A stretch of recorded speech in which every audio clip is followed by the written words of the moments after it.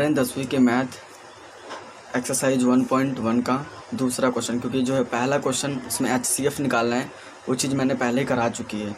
अब मैं दूसरा क्वेश्चन करा रहा हूँ, ध्यान से देखना।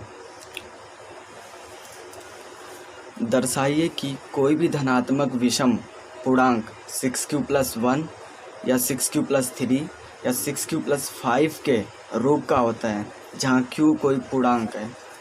अभी कुछ क्वेश्चन ऐसे होते हैं जिनको सिद्ध करना होता है और इसको हम थोड़ा प्रूव करके ही करेंगे, प्रूव करके स्टाइल में ही करेंगे। तो हमें सबसे पहले कुछ मानना होगा। तो हम सबसे पहले क्या मानेंगे, हमें मानना होगा, माना धनात्मक विषम पूर्णांक।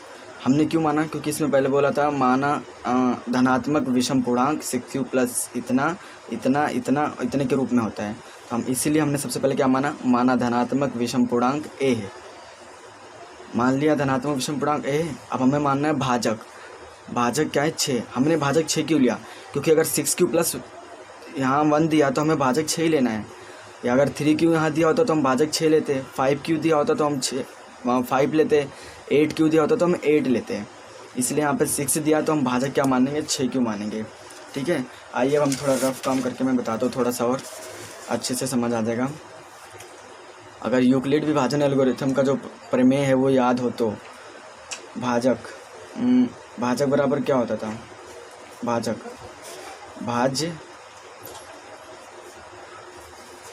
भागफल और शेषफल यहाँ पर होता था शेषफल, राइट, यहाँ पर होता था शेषफल। अब यहाँ पे हमारे पास भाजक जो है 6 दिया हुआ है और भाज्य हमने क्या माना a, और जो हमारा आंसर आता है मान लो वो आता है क्यू में, और जो हमारा शेषफल आएगा वो r में। हमने ये माना है, ठीक है, ये रफ वर्क है। तो जैसे मान लो एक चीज़ मैं सबसे पहले बता दूं कि जो ये भाजक है, ये भागफल, ये भाज्य और ये शेषफल, जो शेषफल होता है वो हमेशा भाजक से छोटा होता ना। जो शेषफल होता है वो क्या होता है, हमेशा भाजक से छोटा होता है। तो भाजक जो है 6 है, तो यानी शेषफल हमारा कितना हो जाएगा, जो 6 से छोटे नंबर होंगे वही हमारे वो क्या हो जाएंगे, ये आर के मान हो जाएंगे। आर क्या है, शेषफल है, ठीक है। हम उसमें कैसे करते थे, ए का मान कैसे निकालते थे विभाजन एल्गोरिथम में, ए बराबर क्या करते थे 6 को क्यू से गुना करते थे और जो शेषफल होता था उसको प्लस करते थे। विभाजन एल्गोरिथम है, जैसे 3 है, 3 को अगर मुझे 25 से भाग देना है, सपोज दैट मुझे इसको भाग देना है, तो मैं इसको क्या करूँगा, 3 से 21 कितनी बार में जाएगा, 4 बार में, राइट। अब तो ये देखो इससे छोटा हो गया इसलिए पॉइंट में चल जाएगा। तो 3 × 24, 3 से 21, 4 40, 3, ठीक है। इसको छोड़ो, इसको बताता हूँ मैं। ये देखो 4 को अगर मैं 25 से भाग देता हूँ तो 4 × 6 = 24, आंसर कितना आया 1, जो कि क्या है 4 से छोटा है। ये भी हो जाएगा पर ये पॉइंट में इसको ज़्यादा टाइम लग जाएगा, इसलिए ये समझ लो। अब ये देखो ये भाजक जो है शेषफल से बड़ा है, यानी शेषफल क्या है कम आया। हम इसको क्या करते थे विभाजन एल्गोरिथम में, 25 बराबर 4 को गुना करते थे 6 से और प्लस करते थे किससे, 1 से, यही करते थे, राइट। जो हम इसमें कर रहे हैं, जो मैंने अभी बताया यहाँ पे 6q, ये वाली जो मैंने इक्वेशन बताई है, ये इसमें हमें a का मान निकाला। तो a बराबर क्या हो जाएगा, 6 को मैं इससे गुना करूँगा तो 6q + r हमें जोड़ देना है।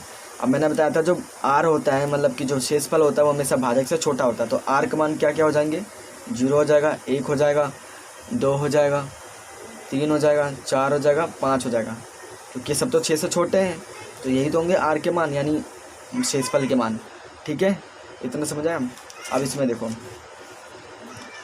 ये हो जाएंगे, यदि ये जो a है, a बराबर क्या है 6q, r के मान हमारे पास इतने सारे हैं। अब मैं इसकी जगह पर, r की जगह पे, इक्वेशन यही है, देखो इक्वेशन यही है, बस मैं r की जगह पे क्या रख रहा हूँ, पहली बार 0 रख रहा हूँ।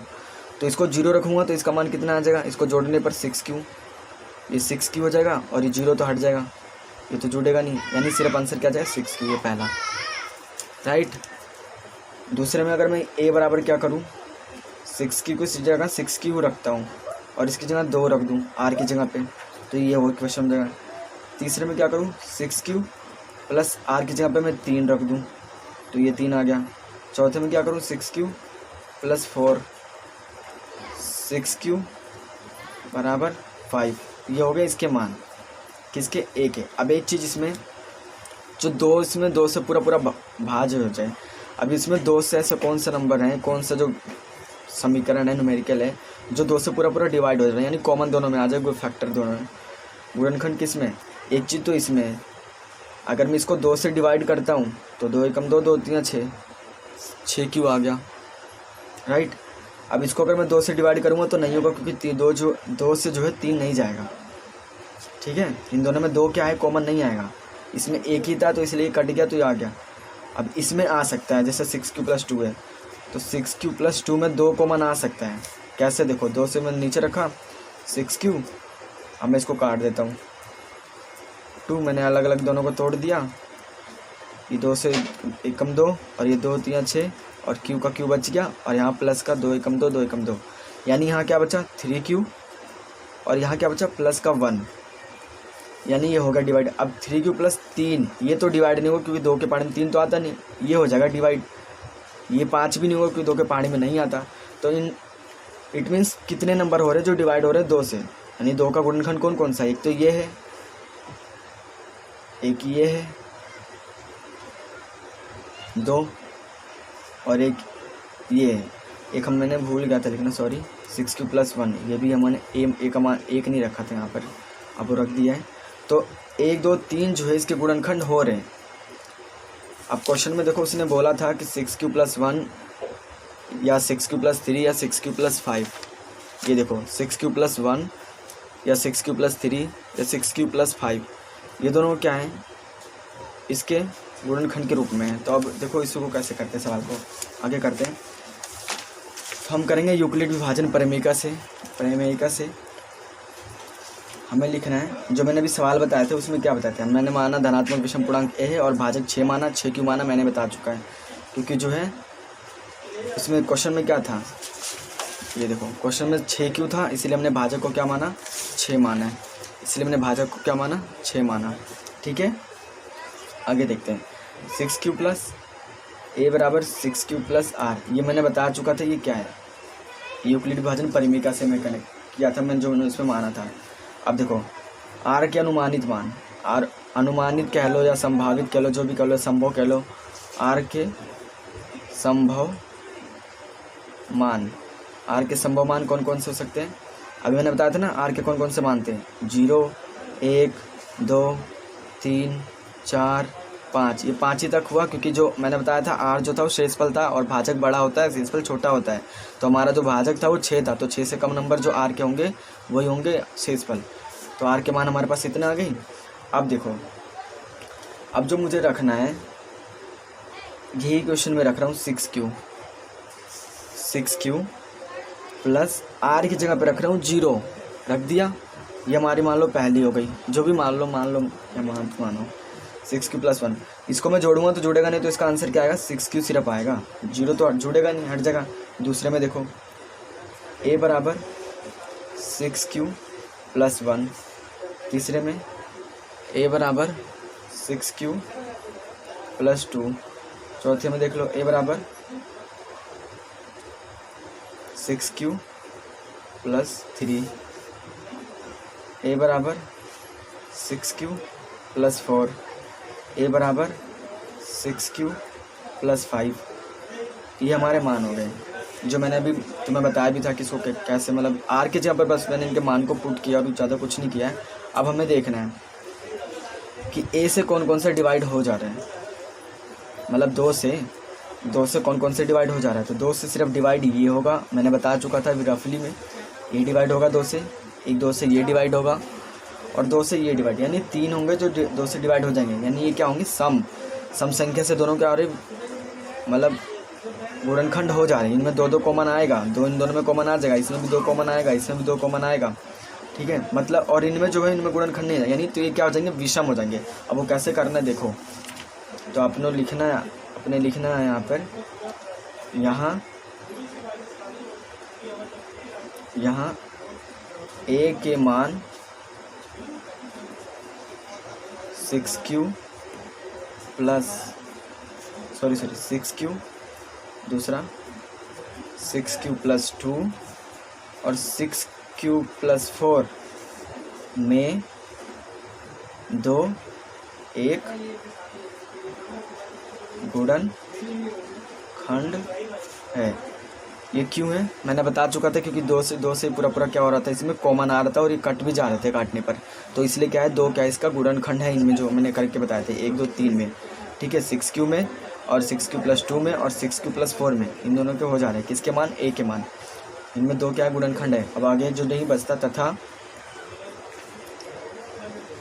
6q plus 1, 6q plus 3, 6q plus 5 में 2 एक गुणनखंड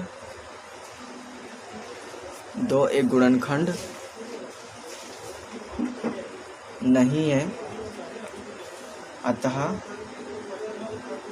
ये दोनों नहीं है। मतलब देखो, जब इसके में दो का ये इन जो न्यूमेरिकल दिए हैं, ये जो समीकरण, इसके अंदर दो क्या गुणनखंड नहीं है, तो जब जो गुणनखंड नहीं है तो क्या है, सम है। अब सम नहीं है, विषम है, क्योंकि जब ये गुणनखंड नहीं है तो ये विषम होगा। सबसे पहले मैंने क्या माना था, धनात्मक विषम पूर्णांक a है। अब इसमें एक गुणनखंड नहीं है, मतलब दो इनमें कॉमन नहीं आ रहा, दो से भाग नहीं हो रहा सम संख्या से, तो विषम ही होंगे। जब सम संख्या से भाग नहीं हो रहे तो विषम संख्या से तो जाएंगे। अगर 3 से कर दो उसको डिवाइड हो जाएगा, ये भी 3 से हो जाएगा, ये नहीं होगा, यानी विषम संख्या से तो जाएगा जब सम संख्या से गुणनखंड नहीं हो रहा। अतः 6q plus 1, 6q plus 3, 6q plus 5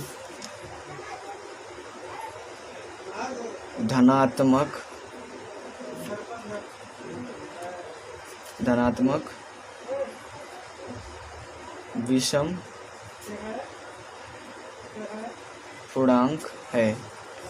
हमें यही सिद्ध करना था। 6q plus 1, 6q plus 5, 6q plus 3, 6q plus 5, इनमें क्या करना था, धनात्मक विषम पूर्णांक है। और क्वेश्चन देखते, क्वेश्चन में हमें यही सिद्ध करना था, यही 3 चीज़ें दी है। देखो 6q,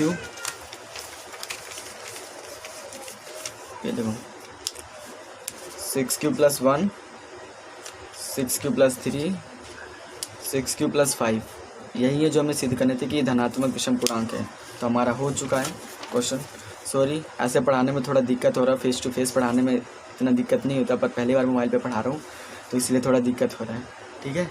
और मेरी राइटिंग भी थोड़ी सही नहीं है, बस थोड़ा समझ लेना, ना समझ आए तो मेरे से दोबारा फ़ोन करके पूछ सकते हो, ठीक है। धन्यवाद।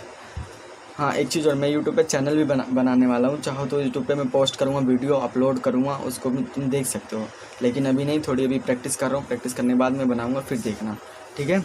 Bye bye, tata, good night.